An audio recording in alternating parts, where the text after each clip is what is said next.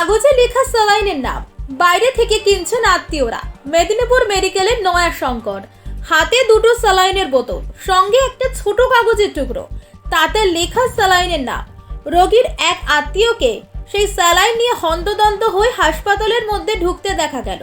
শুধু তিনি একা নন, আরও কয়েকজন রোগীর আত্মীয়কেও বাইরে থেকে ওষুধ বা স্যালাইন কিনে আনতে দেখা গিয়েছে মেদিনীপুর মেডিকেল কলেজ চত্বরে। পরে জানা যায়, চিকিৎসকেরাই নাকি ছোট কাগজে ওষুধ বা স্যালাইনের নাম লিখে দিচ্ছেন রোগীর পরিবারকে। বাইরে থেকে ওষুধ বা স্যালাইন কিনে আনার কথা বলছেন, অর্থাৎ হাসপাতালের স্টকে থাকা ওষুধ বা স্যালাইন রোগীদের দিতে চাইছেন না চিকিৎসকেরা।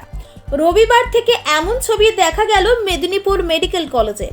যদিও এ বিষয়ে হাসপাতালের সুপার মন্তব্য করতে চাননি।